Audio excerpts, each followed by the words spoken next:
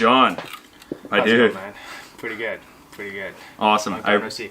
Yeah, it's been too long, if you ask me. I'm really grateful you're able to carve out time. I know you're an extremely busy guy, and we were talking about that a bit before we started hitting recording today. I appreciate the beer, and I'm looking forward to this. So thanks for doing the show again. Yeah, man. I mean, I'm stoked to be here. I mean, the first time around it was sweet, but I mean, it was on Zoom.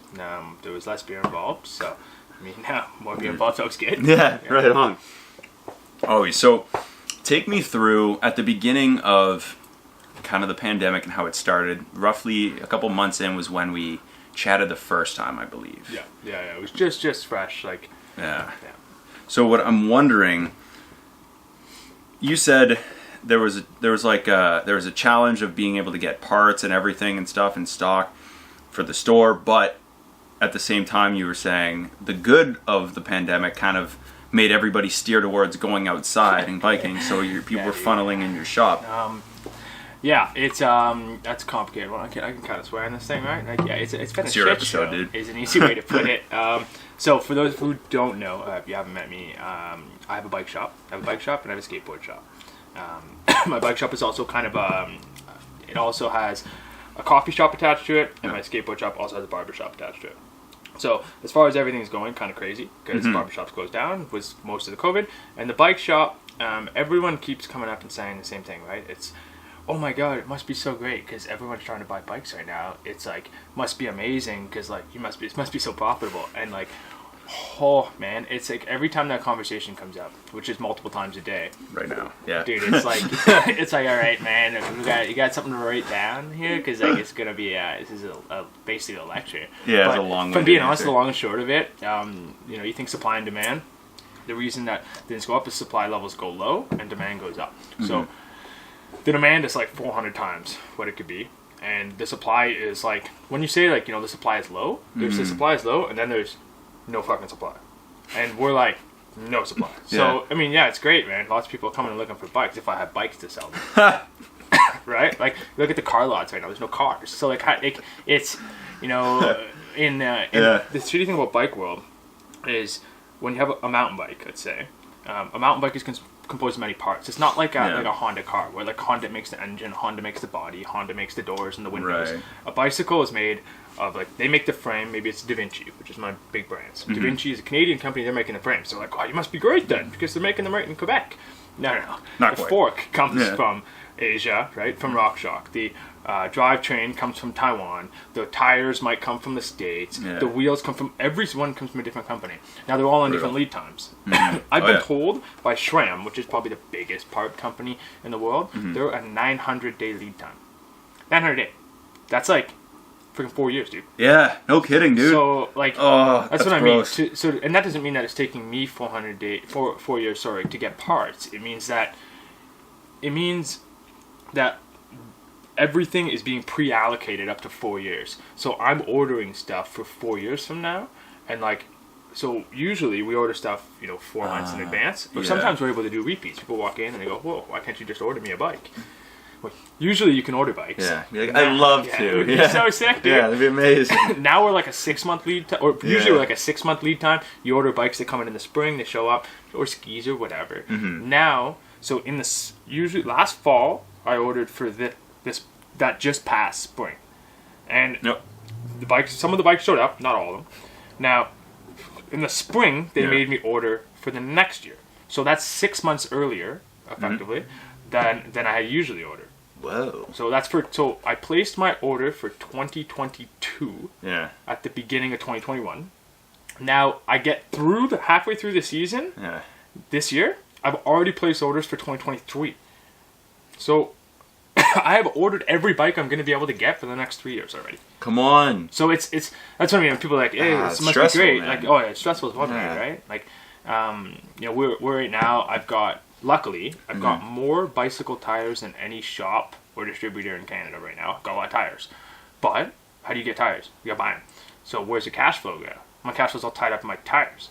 So we're like, John, things must be so busy. I'm still driving that $3,000 Honda Element, right? Like, it's because I bought a bunch of bike tires, dude. Right? Because I can't buy bike tires next year. So I don't know. It's that gives me like, pandemic. It's crazy. Everything's crazy. I mean, it could be worse. I could be a bar.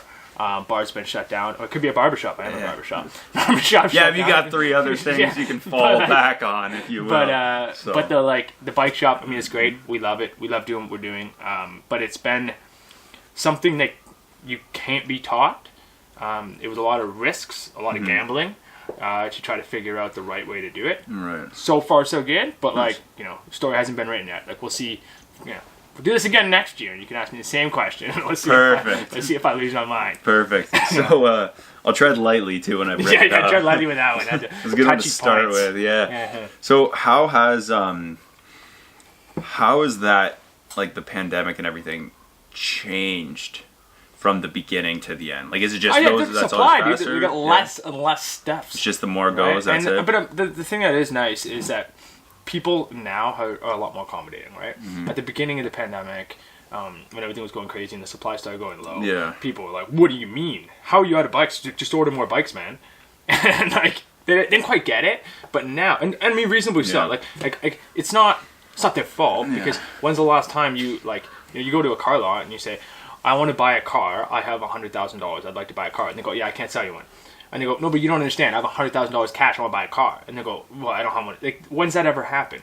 No one's been told no. No. Not when you have money, cash in hand. No. But like, people are getting used to that now. Yeah. People are getting used to not being able to get stuff online. So they're Yeah. starting to come into the shops. We're seeing a lot more, people just communicating with their local shop, supporting the local shop, understanding when we're really talking about, "Hey man, listen, we need to change this early so that your parts don't break, because if your parts break, you're out of bike for a year." So people are starting to, understand kind of where we're coming from, and it gives us a lot of opportunity to help people. Yeah, that's cool. But it's Very unique, like, micro opportunities in those moments. Oh yeah, Right, yeah. yeah. Like it's we have great. I mean, we have great relationships with our customers. Our customers are amazing to us. So, Yeah. but yeah, it's last 18 months been crazy. It's been a trip. Yeah. Yeah. So, I don't know, because something that I find is really cool about whether it be podcasting or whether it be anything of a media realm that draws people towards it is that the ability to be authentic and unique and have a kind of your own separate, like, whether it be brand or niche or whatever, something that makes you stand out. Yeah. There's too many people trying to be like other people. It's like the thing with fan pages, right? Yeah. It's like you're not actually that person. Yeah, you're just pretending to be that person. Yeah. You're pretending to be the group of people that like that person. Exactly. Right. So it draws a lot of attention, but at the same time, not unique, not authentic. Nobody cares about, like, the you, or nobody knows the you. So with a lot of, I think some bike shops, I could have just not been aware of this, opened during COVID. I'm not going to say their names, but I thought there was one on the Kingsway that opened up. Docs. Yeah. Yeah, yeah. Hey, if you want to say their name, you say their Yeah, name. yeah, I say it. I don't know. I'm like, Yeah. I won't do you like that. I want to knock some competition, mention their name. No. But- They're good guys. Okay, that's good to hear. But with people like Docs, for example, and other shops and stuff like that opening up and trying different things, how do you stay unique and authentic during, and, like, still be able to grow a business during a time of people opening things up and a lot more engagement and stuff like that? Yeah, I mean, so there's a couple things to remember here. So we opened 5 years ago this last July. So we're not super Congratulations. old, but I was in a business before, or worked at a shop that had been around 25 years. So Yeah. you see that, and you see how they did things and how I'm doing things now. Pandemic changes everything. Facts. So, and not to say I can't speak for Docs, because I don't really, like, I know Chris and I know a couple of those guys, but I don't know them on a business level. Right. But you see this with pot shops right now. You see this with bike shops. You see this a lot of things where the industry is super hot, Yeah. and because it's super hot, everyone wants in. Right. Because it's super lucrative business. So like, Very. oh my god, look at this! Like, if I bought 500 bikes, if you could get them, you could sell them, and you can make money. Oh my god! And like, it becomes a, they're just trying to pick up new Yeah. fans, trying to get new stuff on the door so that they can turn it really quick and make a quick buck. The unfortunate thing with that is, as far as like sustainable community stuff, right? Like, I hope Doc sticks around because they're doing a Yeah. great job, but like, nothing to say they will. Like, having a year or two saying that they killed it for a couple of years. I hope that they decide to stick around with that. Right. It's not an easy business, the bike. No, world, right? eh? The constant joke is how do you become a millionaire in the bike industry? We'll start with $2 million, right? And like, you don't make a lot of money in the bike world, right? You don't. So like this year and last year, you know, we're starting to we're selling pretty some funny, bikes, but we're not like we're not making lots of money, right? I'm driving around in my little, you know, Honda Element, you know. Hey man, I like what you wrote up in today. Yeah, my e-bike, right? Like it's trying to save on gas. Like we're not making tons of money, but I could see how it would be lucrative. So how do I compete with that? I don't, right? I do what we're doing, and they do what they're doing. The cool thing, like they're bringing on a new younger audience, which is amazing, which is super cool. What we've been doing from the ground up is we're mountain bikers, road cyclists, community support.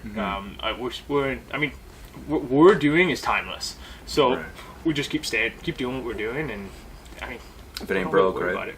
Yeah. So I remember you saying you started in like when you worked in a business similar to the one you kind of created for yourself now. You were working out west. So I started in Sudbury at Pinnacle. Yeah. And then I moved out west and moved That's to a shop right, out yes. there, and then came back and opened a shop. So refresh my memory, please, if you will. Whereabouts out west? In Revelstoke. Okay, that's what I thought. Yeah. I was like, I knew it was in BC. But Yeah, interior. Yeah. So when I went out west last summer, it was like the last week of September, the first week of October. Anyway, so I went with 3 buddies and our good friend Alex from the gym, and the 5 of us, ridiculously disgusting smells in the car. Anyways, but side thing, worth mentioning, irrelevant, but again, worth mentioning. We went out, and when we were out west, we were like, okay, our goal, we want to go mountain biking. But like not just mountain biking, but like we want to experience it, right? Oh yeah. So we go to Squamish. Oh, dude, let me tell you, I'm the most, and like by far, of the group of 5 of us, not just the most like athletic, because that's a very broad term, very umbrella term, but the most like equipped to do that type of thing. You've been biking before, right? Yeah, you know, like a lot before, so I'm used to it. I'm like, okay, and I know what I'm in for to an extent, right? Like it met my expectations of nothing caught me off guard. Yeah. Dude, we were getting in like just shy of fist fights on the hill because of how exhausted some of them were. Of course, man. They're just so frustrated with it. It sucks to suck, and that's Yeah, it something does. that like.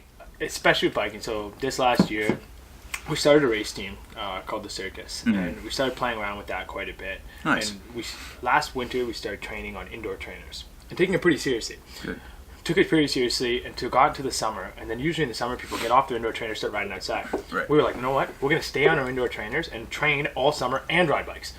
All of a sudden I was having more fun, and what you realized is the training makes the riding better, and then you get people that go out and they're exhausted, they're not having any fun, they're at the top of a hill just beat, ready to go home, and like if you train, you put the time in, you have more fun doing it. But if you decide you're just going to jump on a mountain bike and just shred Squamish, like it's not going to be any fun. Like right? The idea of it is great, but like you gotta put the time in, man.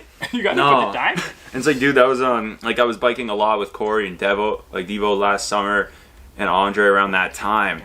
So me not being on a bike for 4 days and then going to do that, and the 4 days being spent getting out there, was the gap. So I was like, I was riding a bunch before leading up, and then we went out west and did that, and I'm like, yeah, I've ridden a bike a few times. Dude, I remember we're in a Ride Hub Cafe. By the way, looks almost identical to your shop. Yeah.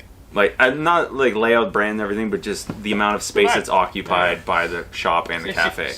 Amazing, right? So we entered the shop, and the guy's going through the maps with me, right, on Trail Forks and stuff. And not only that, we met the gentleman. So like when we came in, there was another guy talking to the guy. And I bumped into him by accident. I was like, oh, sorry, sir, my bad. And he's like, where are you guys from? And we're like, yeah, we're from Sudbury, Ottawa. We're driving up to do this. And he's like, oh, you guys gonna go ride up the hills? And I'm like, we're gonna figure it out, yeah.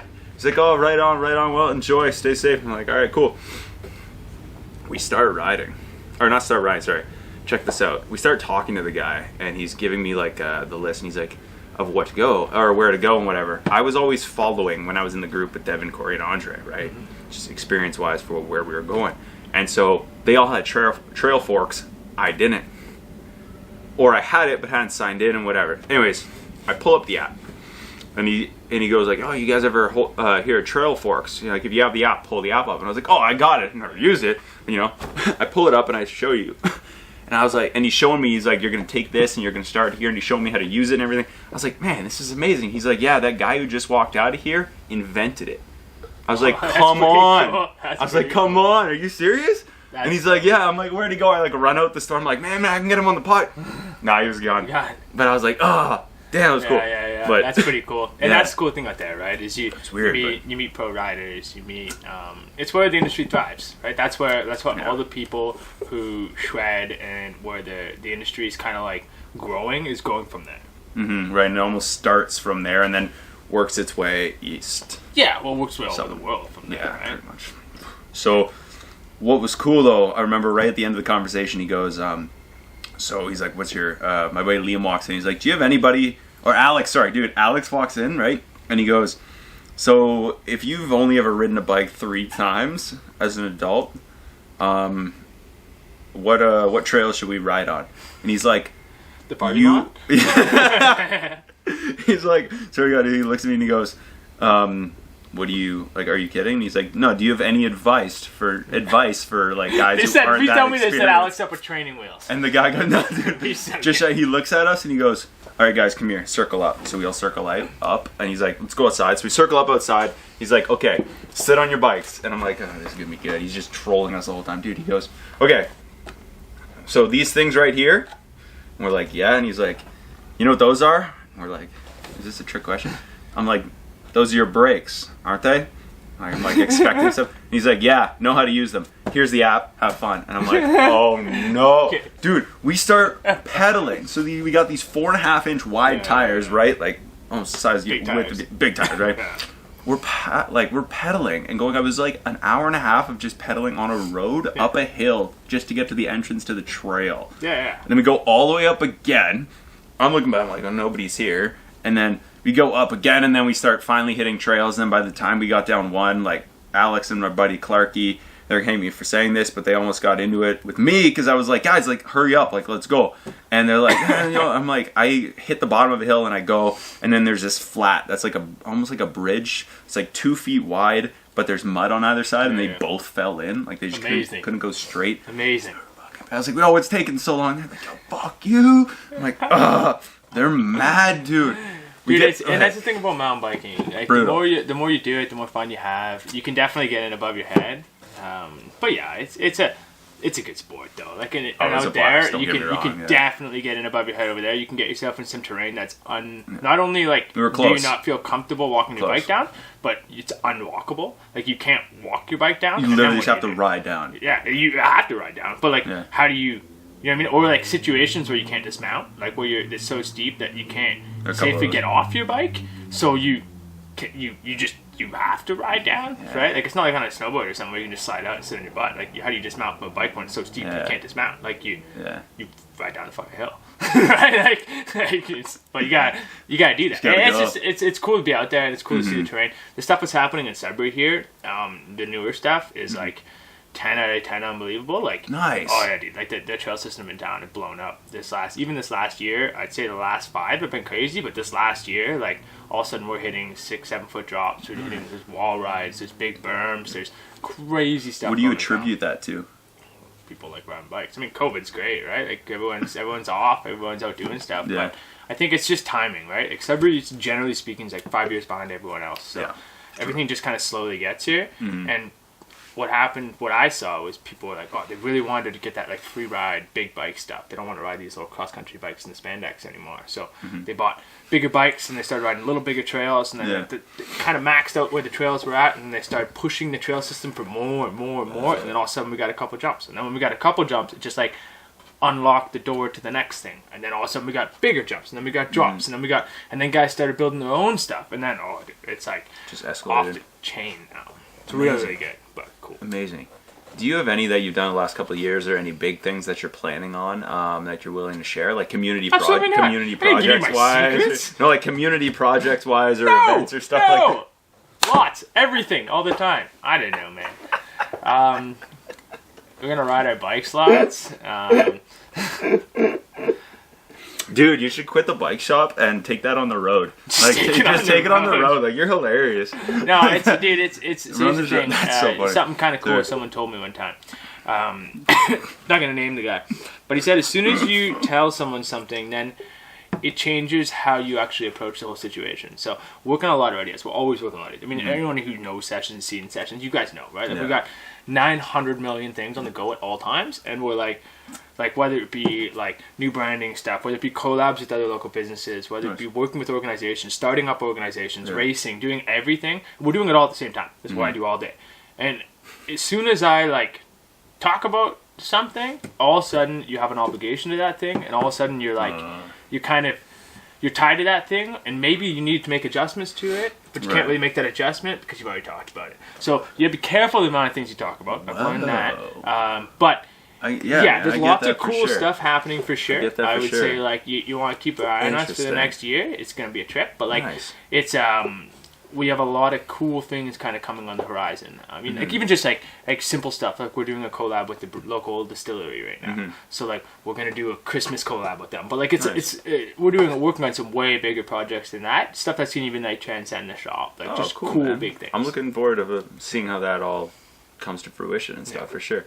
Now, I'm more interested though in the ones that you've done. Yeah. So, what are some that you've done that you've been pretty proud of recently? Like projects we've done. I really like Yeah. our race team. Yeah. That's lots of fun. Why that? Like, what? Tell me about that. Like, what was It's that like? so starting? it's the rolling circus. So it's we started riding every Saturday morning at 6:30 in the morning. Just me and a couple of my guys. And we're out riding, just booting around, just having fun. It was the way I framed it was a lot of the rides that I do, a lot of the group rides that I do, it's all work, right? Like this is where a lot of people kind of fall into this, like, hey, oh, it must be so great running a bike shop, but like everything, all of a sudden, your passion is now also your work. So that's kind of the funny thing that also happens. So if I go to a group ride, I'm obligated to bring tools, fix people's bikes, do stuff like just on a generic group ride. So this group ride, 6:30 on Saturday morning, was supposed to be no work, only fun. Nice. That's it. Just Just a only fun ride. And the squirrel catcher, as we call it, like the way to gatekeep it, it's just 6:30 in the morning on Saturday. So like we'd invite anyone, and like 90% of people don't show up because Makes sense. they 6:30 in the morning on a Saturday. On a Saturday. But we got enough guys showing up. We're sticking a little more. Now we're like, I don't know, 15 guys showing up at 6:30 in the morning Saturdays. You got 25 people in the group, and we start racing, we start training. Now the whole thing, especially in the bike world, any endurance sport, when you're racing at any level, especially the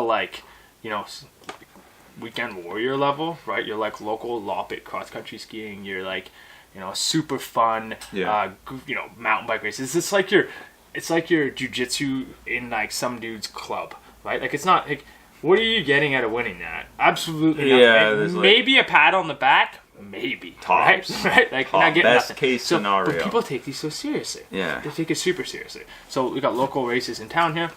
People take it very, very seriously. They get all trained up. They get all, and sometimes there's some drama that comes along with it. So what we did was we showed up in a fucking clown suit. Full-blown clown suit. So guys have seen our jerseys. The jerseys are like a white jersey. They've got suspenders, a bow tie, striped arms. They've got a clown smoking a doobie on the front. It's good times. Just full rip, eh? And then we take our Amazing. warm-up pants off, and Oh, our God. pants are just circus stripes, like yellow, red, and blue, just stripes, right? Like just circus stripes. The whole pants, full spandex. Amazing. And we're out there doing our thing. I'm like, well, no, we like to think we can do at least okay at a race. We're not trying to win, but we're just trying to have fun. Yeah. And the goal is to show people that you don't have to be super aggressive. You don't have to be mean to race. And what we're trying to do now is like, if we can be good but also be fun. Imagine being someone who these like try hard people that really want to go ham at everything and They're have to hilarious. beat everybody. They're hilarious. Okay, Yeah. so now imagine you get one of those people and they get passed by a dude in a clown suit who's just having a good time, but he's also really fast. And Dude, imagine they can't catch him. he's never hopping on a bike again. He is dude. so mad, Never. so upset. But Yeah. at the same time, it's to show these people, like, listen, like, we're just here to have fun. Yeah, don't take it so the only seriously, reason relax. we're riding bicycles. Yeah. The same things little kids ride, man. These are bicycles, right? Like everyone's gotta we gotta have fun. We're just That's out it. there to have a good time, and that's been the thing we've been working on a lot lately is with the circus and things to go alongside with the circus. That's what I and, call it, the circus. yeah, it's Nice. It's a super good time, honestly, and it's a really good crew. Yeah. So I'd say one of the things I'm most proud of is what's going on with that.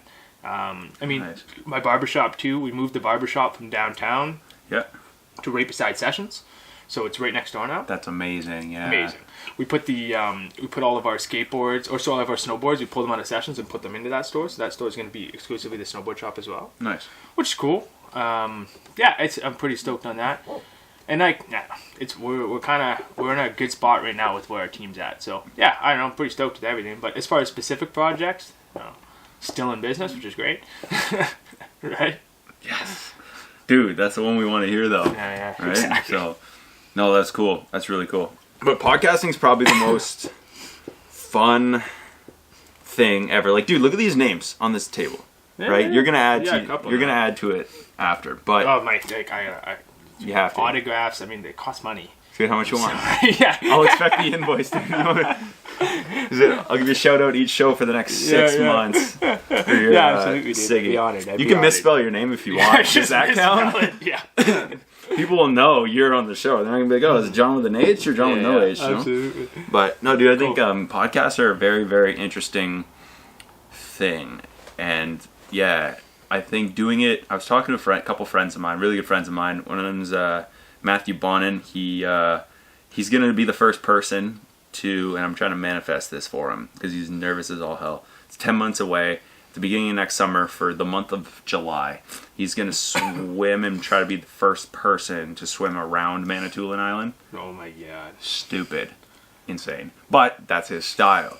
So Oh. he swam Wanapiteg. That's a Dude, crazy thing. that's Oh my crazy. God. So I'm looking forward to that. I kind of made a promise to him that I would swim a leg of it with him.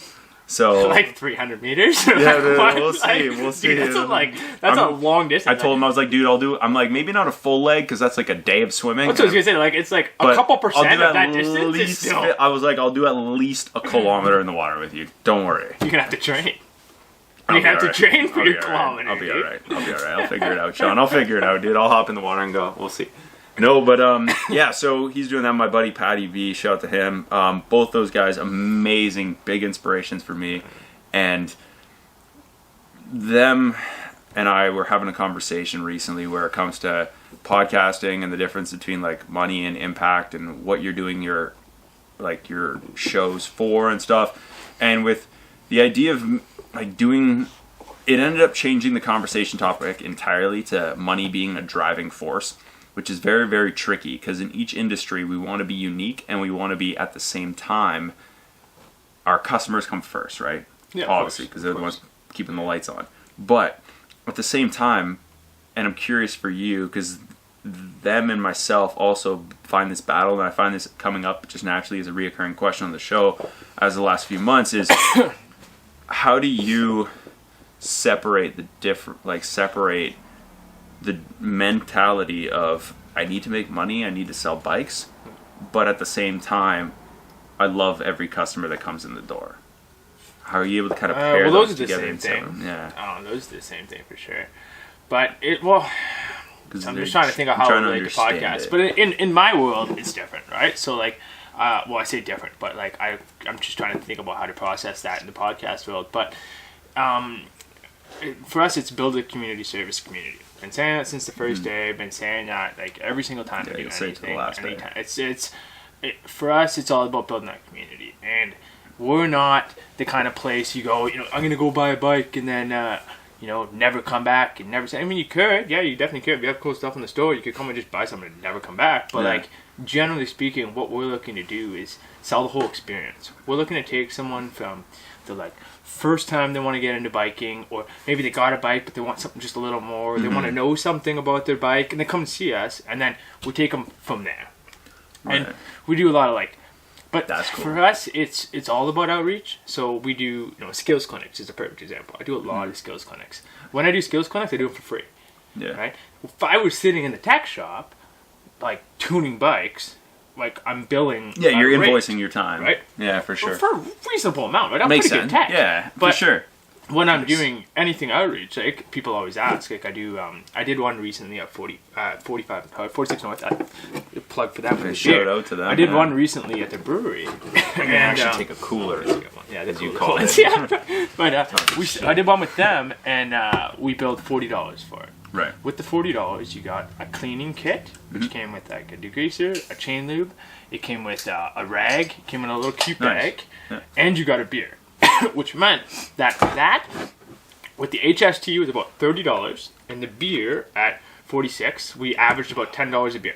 So that meant it about $40, which meant my time is worth nothing, right? And so like, boys showed up, and I talked for about 2 hours to people, and went through problems with them, and taught them how to fix their bike. But for me, it's about a bigger thing than, look, then let's say so we had 12 people there. Let's say I charged $20 a head additionally, so I make $240. What's the $240 worth?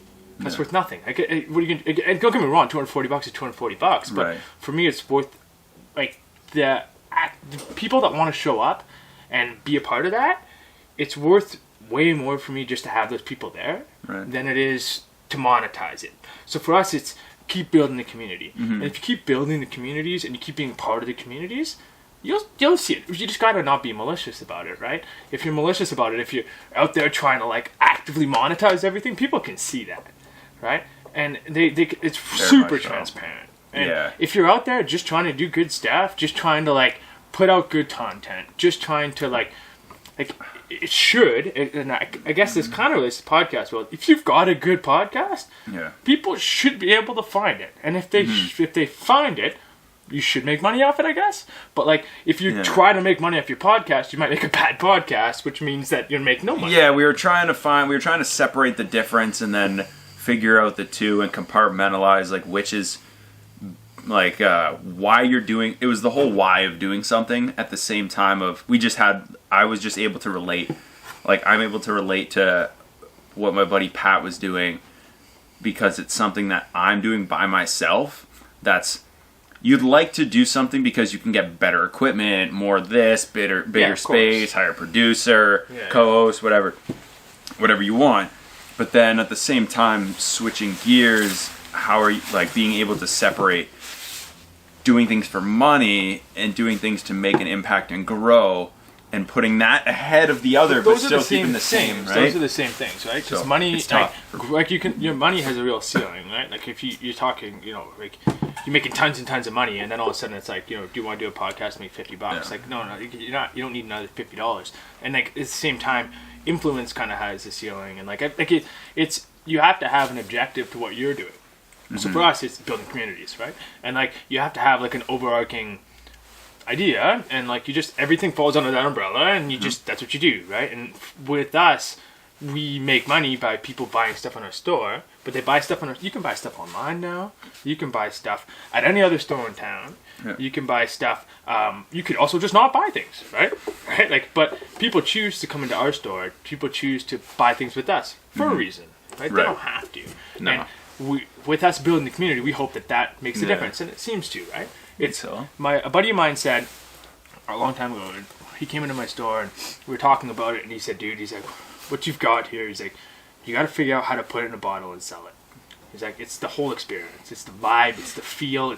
People want to be part of what we're doing. And the podcast helps with that, right? Like our podcast, it's not what you're doing here. What you're doing here is a whole different thing, right?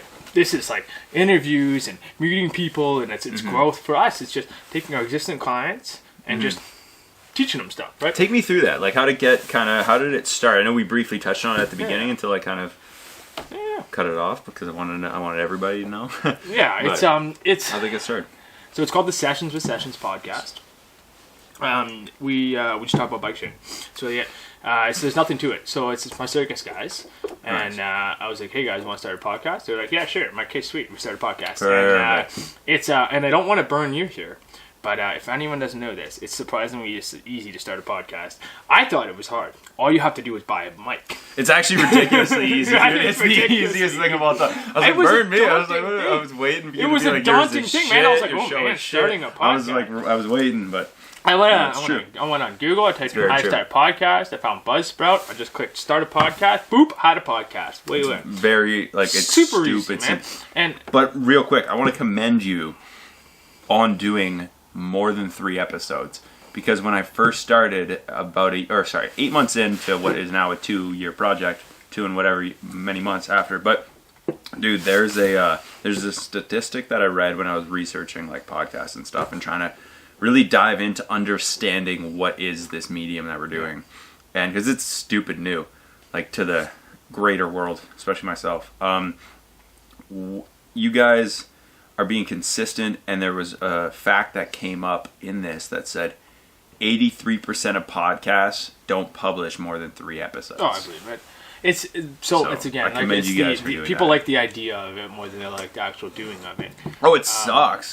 People are like, To an this is gonna be extent. great. Like just like for tough, me man. at the end, like I'll have to adjust the audio a little bit. I have to add my intro music, add my exit music. That Mm-hmm. takes me like a week and a half. Like I'm just so freaking busy. So it's like it so like you know what I mean? Like takes it's me a not week, like the man. time that it takes. I did an episode where I talked about a trail system that you're not supposed to talk about. So I went in and I bleeped out every time someone said the trail system because I thought it'd be funny. That's hilarious, That dude. took me Yeah, so freaking long. dude, I bet. Yeah, so but like That's but you brutal. figure these kinds of things out, right?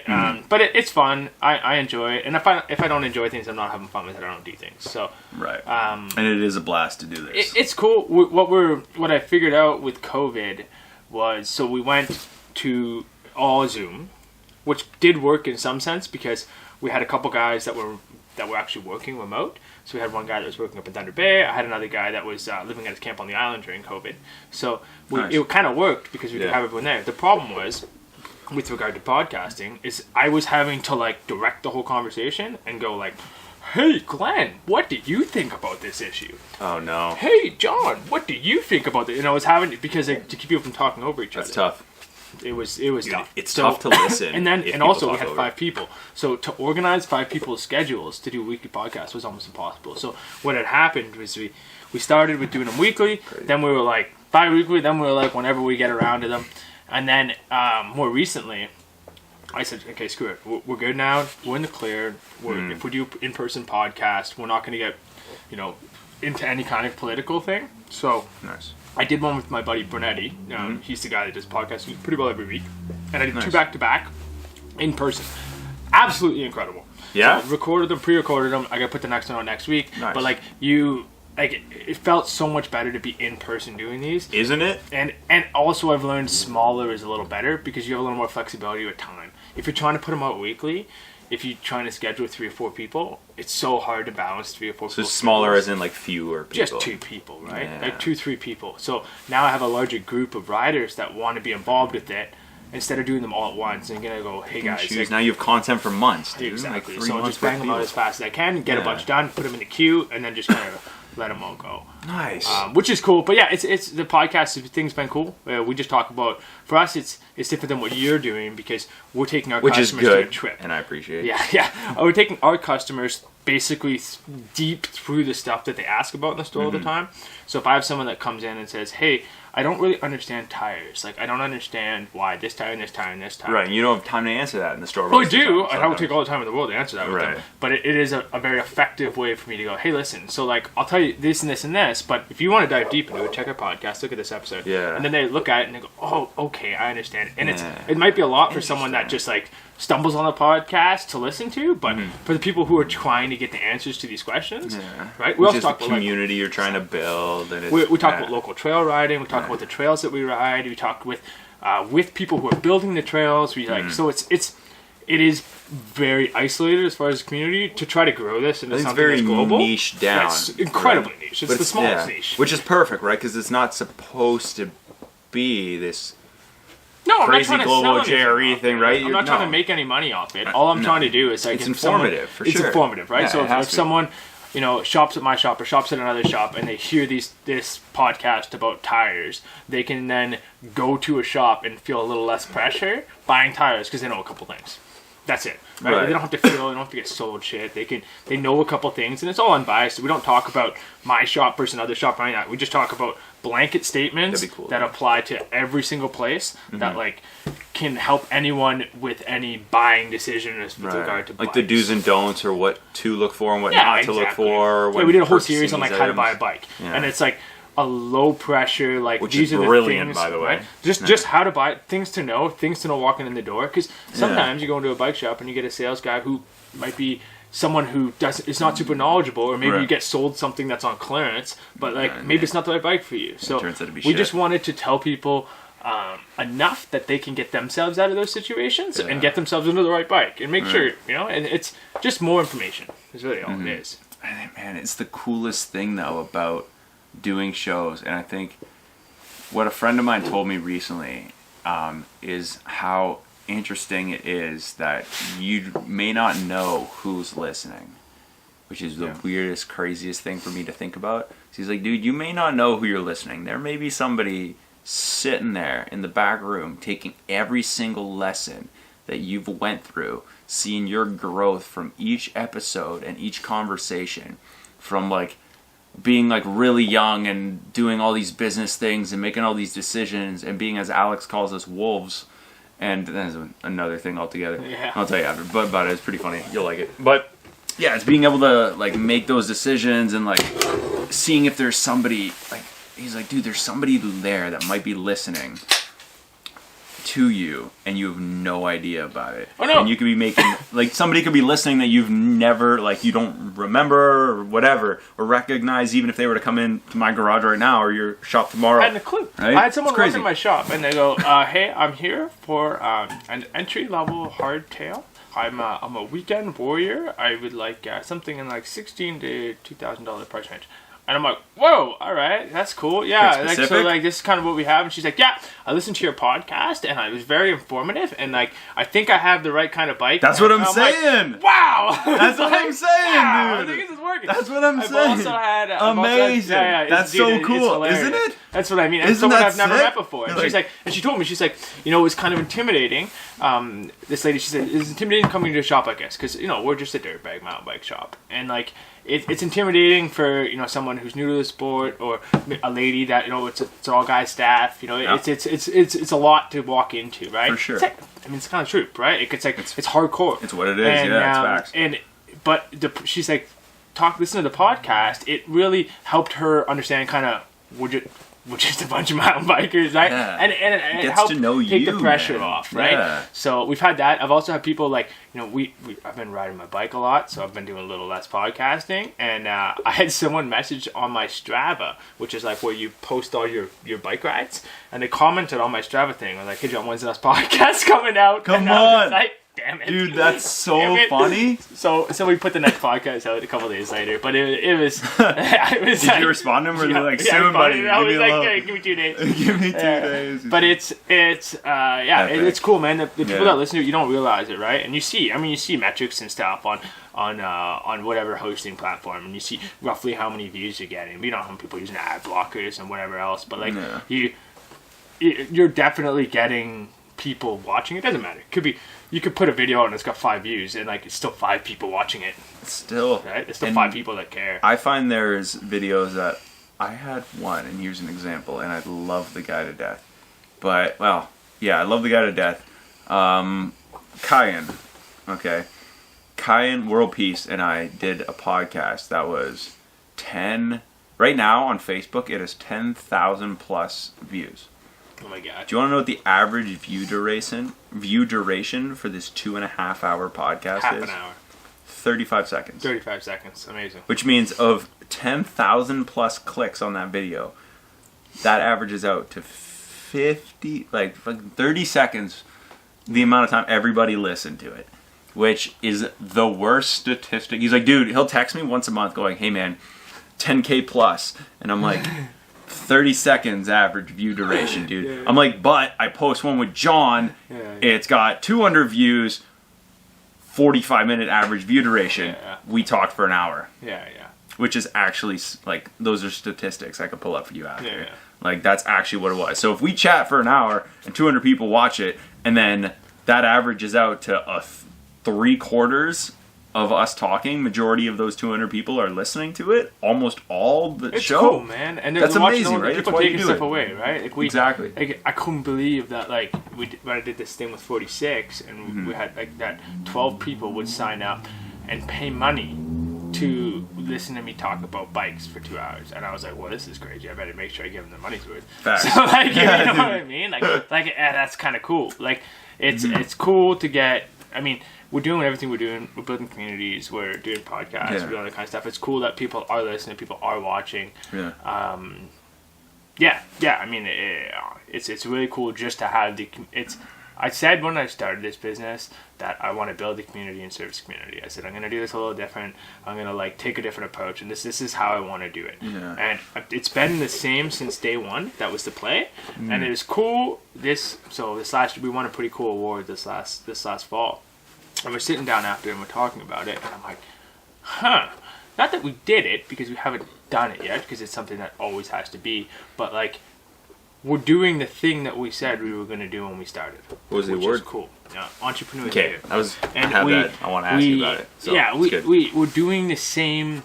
Like, it's cool that we didn't deviate, that we didn't change our mind, that we didn't do something else, that we're still doing the same thing, that we're still on the same track, and that people are still receptive to it. That That's people are what's cool, still yeah. stoked to be part of the experience. That people still want more of the community. People want to still. Like everything was Yeah. all these little the little tasks and the things I have on the back burner, these little ideas and stuff. They're all more ideas to push the community farther and do Yeah. more. And people are still stoked, which is super cool. It right? is really cool, It doesn't yeah. make any sense to me, but it's cool, right? Like it doesn't make any sense at all, right? Can't believe I don't it. get it, but I don't like get it, I'm man. gonna ride it out till the sun goes down. Well, I mean, if people want to listen to me talk about bikes, like sure, You're like, I love I'll talk talking about bikes. That's my favorite thing. Amazing. I'll talk about Yeah. bikes. So it's awesome. Yeah, and that's just what we do. So it's cool to see how far it's come after 5 years. And I'm not saying this in a sense of like we've made it, because we haven't made it. Like there's no like. It's no like it's not like we're stopping now. How do you quantify making Yeah, it? you don't quantify. No. It's just cool that it's still working the same way we wanted it to from the first day. From the first day when we put foot on the floor and we said, this is a plan, you know, and they talk about business plans and all that kind of stuff. Like, what I had is a business plan, which is nothing. We had an page. idea, and Sell bikes. We're like, if you would have told me 5 years ago, yo, this is what you're gonna be doing 5 years from Yeah. now. When I started my business, I'd be like, wow, that's like the goal. That's cool. We did it. Yeah. We're there. It's awesome. Nice. Dude, that's amazing. I'm excited I'm really excited to see how it goes. Oh, I mean, I'm really it's so excited for you far so guys. good. I just gotta get outside of this pandemic. I have to get more tires. Yeah. To get more yeah, tires. like You're gonna start salvaging, like go around, pick up bikes locked on the Start side of the picking up road, tires and then and just start start picking up stuff. I know. removing them from. Dude, I'm sure you can figure it out. It's like, it's getting crazy. But, I mean, the cool thing was we're getting bikes this fall, and I'm hoping people stick. We're transitioned to a year-round bike shop. We're still doing skis, but we're doing bikes all winter. So Right, that's the demand. Yeah, well, and people ride bikes all year round now because you got fat bikes. Yeah, which is awesome. Yeah. And there's some bigger service cool. stuff, like people rip their whole bikes apart. So we should do that in the winter instead of in the summer. Right? When Yeah, it's- get them prepped so then yeah. Yeah, well, it's smart. like it's a 2-hour job. I'd rather do that now than in the summer. In the summer, we're backed up 3 weeks and Facts. someone's out the bike. It's not good. So No. we're doing a lot of that kind of stuff, but Nice.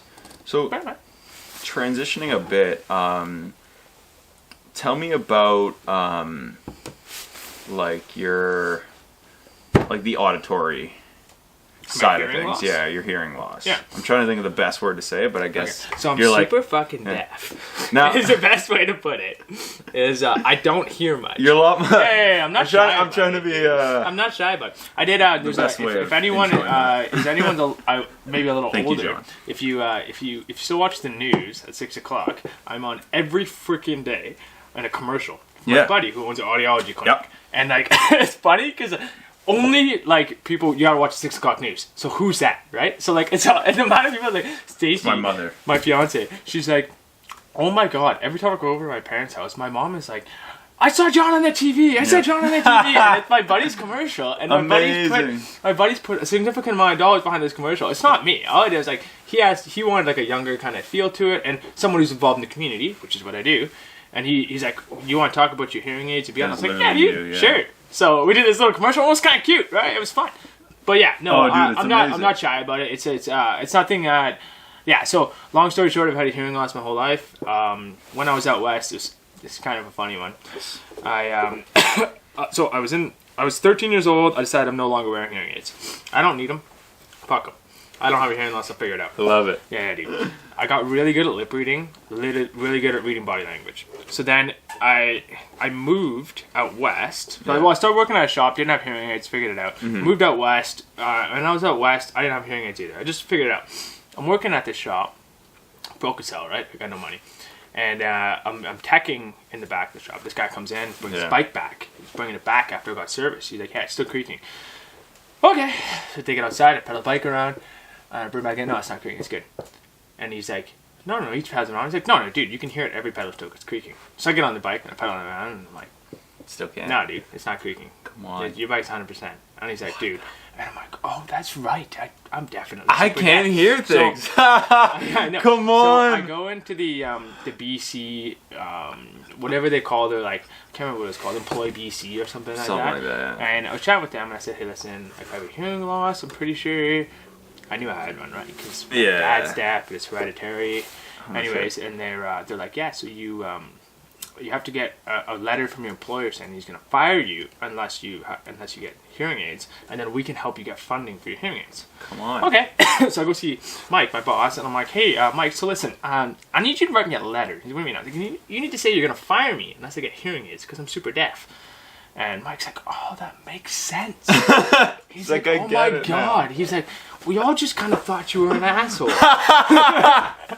What the fuck? And the way I got away with it in hindsight is, so we were in a tourist town and everyone has an accent. So asking people to repeat themselves when they have an accent, they think it's their accent, not my hearing. And it's just, I couldn't, and like, Oh, dude, you no. can see my graph now. Like, I talked to my audiologist. So Jean, he owns Sudbury Audiology Clinic. Shout He out to is, him. like, 10 out of 10. Like, I've been to a lot of clinics. My dad, even more so, has been to a lot of clinics. That is the freaking place. He's a man. Oh, dude, he's on. And when I talked to him, and I was Yeah. like, so my hearing loss and this and that, and I said I didn't have hearing aids until Yeah. I was up. When I saw him when I got back to Sudbury, my hearing aids were broken. They didn't work anymore, and Come he on. fixed them for me. And he was like, they actually weren't working anymore. So, anyways, but No. Jean said there was like, he's like, I can't believe you worked at a shop, and your hearing aids. Like, you didn't even have hearing aids. Like, you were making it work with your loss because it's the way the drop is. And I guess when it's one of those things, you don't know what you don't know. Like, you just kind of make it work. But Yeah. no. With my hearing aids now, I mean, I get, thanks, like, Jean's a mountain biker, and I'm a mountain biker that has a hearing loss. So we get along real well, and he keeps me up to date. And I've had a Nice. couple different hearing aids the last couple of years, and now they're like Bluetooth, and they hook up to my phone, so I take calls through my hearing aids, and I like, oh, dude, like, I'm basically a superhero now with my hearing aids. I'm like a half Wow. cyborg.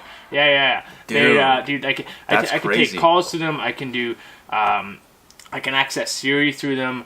I can, I can listen to music through them. I can do, Whoa. It's pretty sweet. They've gone a advanced. long way. Jeez. Yeah, but like as far as what it's doing for me now, like I know it's kind of cool, but Yeah. yeah, Jeez. Right on. Yeah, reset it double check and make sure that thing's working. Yeah, it was about to. Nice. How you feeling now, dude? Not too stressed? No. You good? Never Just chilling? stressed, Yeah, dude. just drinking beer, having a good chat? No, never stressed. So what I want to know, and I actually penciled it down, with the ability to not hear as well and it being hereditary, is your ability to like see better? So, or is like, do you taste more? Taste buddy, am I like different- Daredevil? differently? I'm not, no, I'm Like, serious. yeah. Like, is there like, because that's usually my thought. Is No, like, no, if no. I was blind, can't you hear? I'd say if anything, all it is just so. Like, how does it change other senses? My dad taught me when I was younger because he had a hearing loss, and he said you always look at people when you talk to them. You always look at people when you talk to them. You always look at people when you talk to them.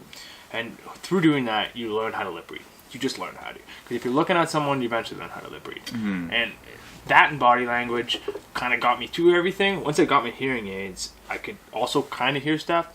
I can't hear everything still. Like, don't get me wrong, there's still some holes, but Yeah. and those will never be 100%.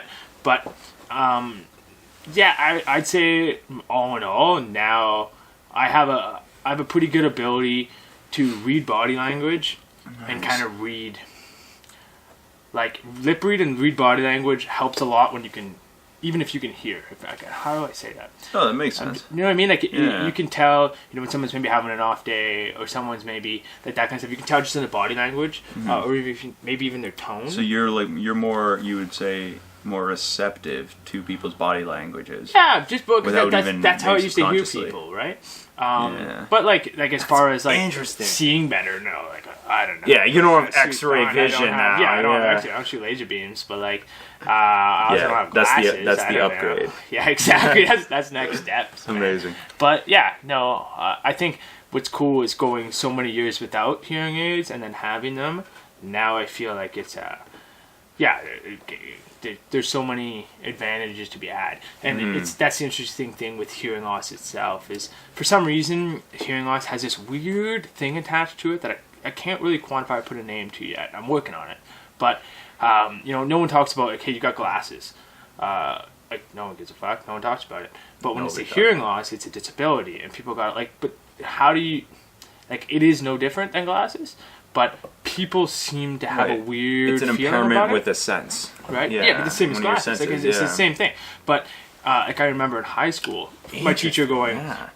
"Oh, John, yeah, see, I have a thing here. With your hearing loss, like you can go in the special room for the exams." I'm like, I'm like, yo, 60% of the kids are wearing glasses, Yeah. madam. Well, they're what's like, yeah, going exactly. on They're like, here? yeah, you can go to special room for the exam. I said, that's cool. Whatever, you get extra time. I guess they know that. That's Yeah, cool, that's right? right. And then they go into the room like, okay, John. So what we can do for you too is we can print the exam in large print format if you'd like. And I'm like, well, What do you guys the hell's that gonna do for my Yeah. hearing? But that's like, and I'm like, but they don't. The but question, it's- you're it's- not reading the questions I'm to not me. reading, You're but like, what's it- going but on here? People, and I've had times when I went Oh, to college, man. they were like, "Hey, John, so what we can do for your disability is we can give you a recorder, so you can record the audio, and then you play it back to yourself." I'm like, so I can miss it twice? Like I don't. Yeah, like, like, if- why would I be doing it if once it's if audio, hearing's the problem? That's not. But it's. I think it's just because hearing loss isn't talked about enough. Yeah.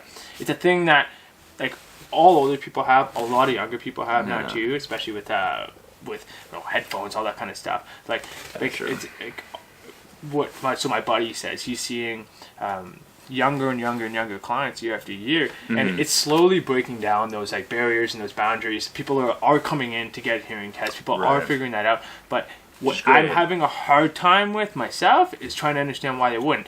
And like, I get it if you're someone who has a hearing loss who, no one else in the family has it, and you kind of push away from it. Right, you're a bit of an outcast. Yeah, in that and you're like, regard, yeah. I don't want to be that person who has a hearing loss, but like, Right.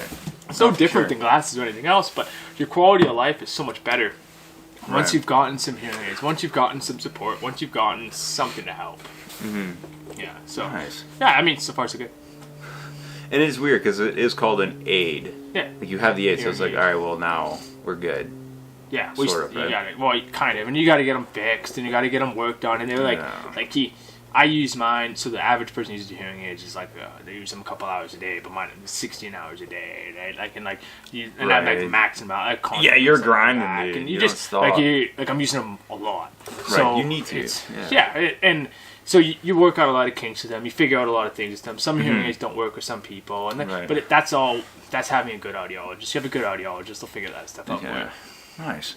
So, kind of with that, do you have any like last minute things you're working on, or lessons, or experiences, or things you want to share before, or give a shout out to before we part ways and cut the Yeah, I show? don't know, man. I mean, like for us, it's been a crazy year. It's been a crazy 18 months. We're just kind of taking it as it comes. And I mean, we're super thankful for the community. We're super thankful for everyone that's coming into the store, everyone who's coming by, Nice. whether it be to buy a bike, get a bike fixed, Yeah. or just hang out and drink coffee. Every day gets a little trickier, Yeah. and the patience that people are exercising now, the way people are coming in now and kind of being a little more understanding is incredibly helpful. But Amazing. it's to I mean, hear. it's been a trip. We're super stoked with everything that's happened in the last couple of years, and I mean things keep working and we'll keep being around. That's Nice. about it. My brother, I love talking to you. Dude, anytime. It's super fun. Yeah, I'm glad. I think you're hilarious and really intelligent, and just you got your finger on the pulse, and you're innovating, you're growing, and being around you when you talk about like bikes and the business and what you're doing and where you're going is just, it's very, very contagious, and I look forward to seeing what you do in the future, and I appreciate you coming on the Hey, show, dude. buddy. So, Dude, thanks for right having on. me. Man, it's Appreciate it. it's pretty cool being here. Awesome. Thanks, buddy. Thanks, man. Right on.